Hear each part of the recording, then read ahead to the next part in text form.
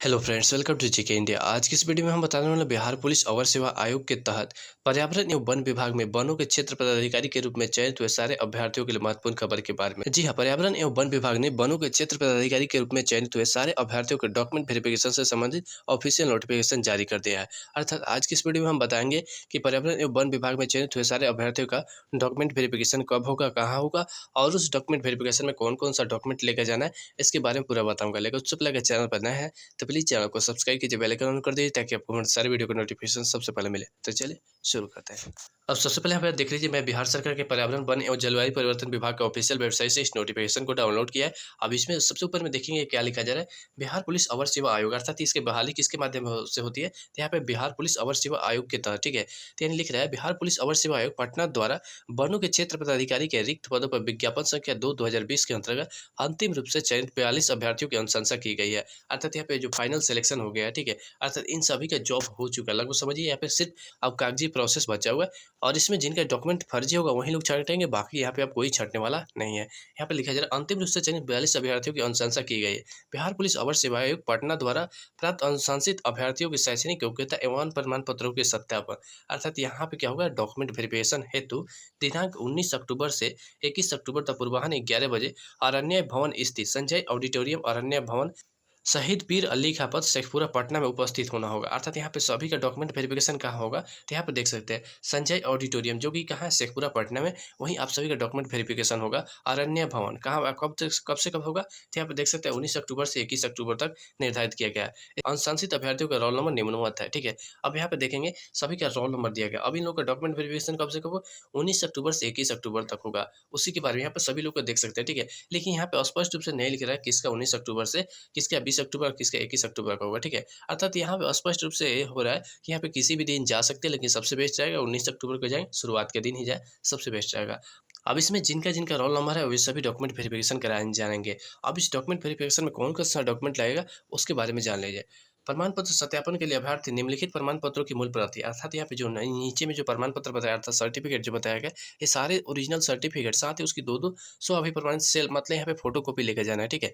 अर्थात जितने भी यहाँ पे नीचे में डॉक्यूमेंट बताया गया है, ये सारे का ओरिजिनल साथ में 2-2 फोटोकॉपी लेकर जाना है और उस फोटोकॉपी पर आपको नीचे सेल्फ अटेस्टेड करके अपना नाम चढ़ाना होगा और उसके बाद आपको यहाँ पे डेट भी लिखना होगा। डेट उसी दिन का होगा जिस दिन आपका डॉक्यूमेंट वेरिफिकेशन होगा। इसमें कौन-कौन सा डॉक्यूमेंट लेकर जाना है इसके बारे में जान लीजिए। मैट्रिक, इंटरमीडिएट, स्नातक एवं अन्य उच्चतर शैक्षणिक योग्यता से संबंधित प्रमाण पत्र जो आवेदन पत्र के साथ संलग्न किया।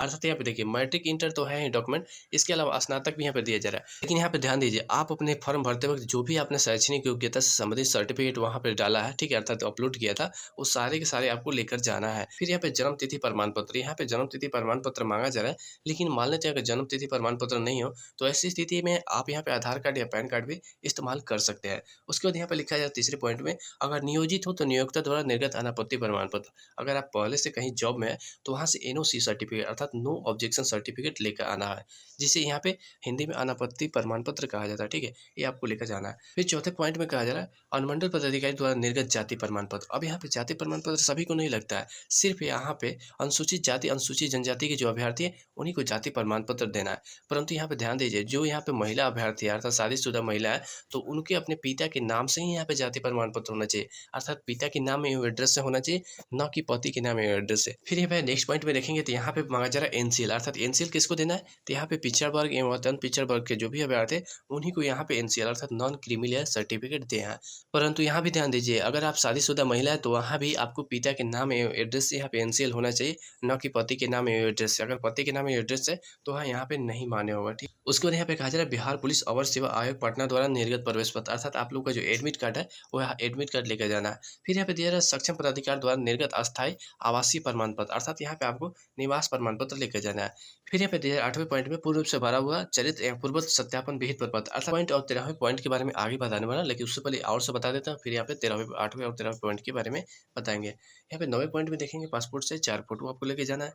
10वें पॉइंट में दिया है वैध फोटो एक पहचान पत्र, इसके लिए आधार कार्ड, पहचान पत्र ये सब रहता है, लेकिन सबसे बेस्ट रहेगा आप अपना यहाँ पे आधार कार्ड ले जाएंगे। फिर यहाँ पे दिया जा रहा है दहेज नहीं लेने देने संबंधित शपथ पत्र। इसको बेसिकली क्या होता है, कई बार आप खुद से भर के जमा कर देते हैं, कई बार कोर्ट से बनवाना पड़ता है, ठीक है। इसका अगर आप फॉर्मेट प्राप्त करना चाहते हैं तो उसको मैंने टेलीग्राम में पोस्ट कर दिया। टेलीग्राम का लिंक वीडियो को डिस्क्रिप्शन में है, वहाँ से टेलीग्राम ग्रुप को ज्वाइन कीजिए और वहाँ पे टेलीग्राम ग्रुप में ऊपर में मैंने पिन कर दिया दहेज नहीं लेने देने से संबंधित शपथ पत्र। वहाँ से आप पीडीएफ प्राप्त कर सकते हैं, साथ ही उसको प्रिंट करके यहाँ पे आप अपने से भर सकते हैं। अगर मान लेते हैं कि कहीं आपसे वहाँ पे जाने पे मांगा जाता है कि नहीं आप इसको कोर्ट से बनवाएं, तो वहीं नोटरी वाला वकील के पास चल जाएंगे, वहाँ पे नज़दीकी जो कोर्ट होगा वहाँ से जाएंगे, ज़्यादा देर नहीं लगेगा, आधा घंटा के अंदर में आपका बनकर कंप्लीट हो जाएगा और दे देंगे। फिर यहाँ पे दिया है मद्य निषेध से संबंधित शपथ पत्र, अर्थात शराब नहीं पीने से संबंधित शपथ पत्र। इसका भी फॉर्मेट मैंने टेलीग्राम में डाल दिया, उसका भी पीडीएफ आप प्राप्त कर सकते हैं, वहाँ पे ऊपर में पिन कर दिया है। उसके बाद यहाँ पे 13वें में दिया अनुमंडल पदाधिकारी कार्यपालक दंडाधिकारी द्वारा निर्गत विहित प्रपत्र। जैसा कि मैंने बोला 8 नंबर और 13वें पॉइंट के बारे में आगे मैं बताने वाला हूँ। फिर यहाँ पे दिया जा रहा है स्वतंत्रता सेनानी के पोता पोती या नाती नातनी से संबंधित है, तो उससे भी आपको यहाँ पे संबंधित सर्टिफिकेट देना होगा, तब जाके यहाँ पे आपको छूट मिलेगा। फिर यहाँ पे 15वें पॉइंट में दिया जा रहा है अगर आप जनरल श्रेणी से हैं और उसमें आर्थिक रूप से कमजोर वर्ग है तो उससे भी संबंधित सर्टिफिकेट आपको देना होगा। फिर यहाँ पे आगे दिया जा रहा है प्रमाण पत्रों के सत्यापन या जांच में सम्मिलित होने हेतु किसी प्रकार की यात्रा भत्ता दे नहीं होगा, अर्थात वहाँ पे आने जाने के लिए कोई भी बड़ा खर्चा नहीं दिया जाएगा। फिर हम नीचे की तरफ आएंगे तो यहाँ पे देखेंगे सत्यापन प्रपत्र के बारे में कहा जा रहा है, ठीक है। ये सत्यापन प्रपत्र बहुत जगह भरना होता है, बहुत जगह नहीं भी भरना होता है, सिर्फ यहाँ पे दिया जाता है लेकिन यहाँ पे जमा नहीं करना होता है। लेकिन अगर आप इसको भरना चाहते हैं, ठीक है, इसमें क्या है बेसिकली पुलिस वेरिफिकेशन से संबंधित कुछ डिटेल्स डालना होता है और यहाँ पे ये भी कहा जाता है कि आपका जो शैक्षणिक योग्यता से संबंधित है ये सब कुछ सही है। वैसे यहाँ पे कोर्ट वाला जो बनता है ना, अर्थात नोटरी वाला वकील जो 8 नंबर और 13 नंबर पॉइंट है, उसी से सब कुछ काम हो जाता है। लेकिन अगर आपको फिर भी यहाँ पे भरने की आवश्यकता पड़ती है अर्थात भरने के बारे में जानकारी चाहिए, तो इसको मैंने टेलीग्राम में पोस्ट कर दिया। यहाँ पे A to Z भरा हुआ दिखाया गया है, वहाँ पे आप जाकर देख सकते हैं कि कैसे-कैसे भरा जाता है। अर्थात इसको मैंने यहाँ पे टेलीग्राम में पोस्ट कर दिया। टेलीग्राम का लिंक वीडियो को डिस्क्रिप्शन में, वहाँ से जाकर आप पीडीएफ प्राप्त कर सकते हो, वहाँ पे मैंने ऊपर में पिन कर दिया, ठीक है।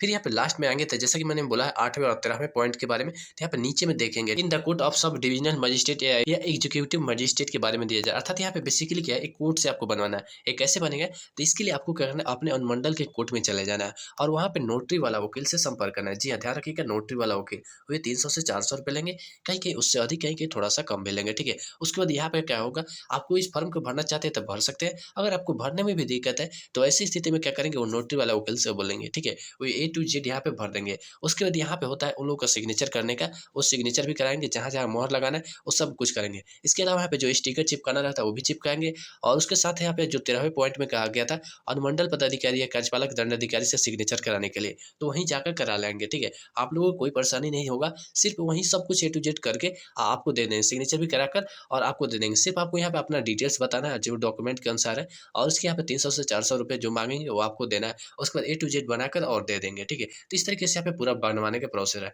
तेरा डॉक्यूमेंट लिस्ट। आशा करता हूँ आपको वीडियो पसंद आएगा और ऐसे वीडियो के लिए प्लीज़ चैनल को सब्सक्राइब कीजिए, लाइक कीजिए और शेयर करना बिल्कुल ना भूलें। तब तक मिलते हैं फिर किसी से नए इंटरेस्टिंग और धमाकेदार वीडियो के साथ। जय हिंद, वंदे मातरम।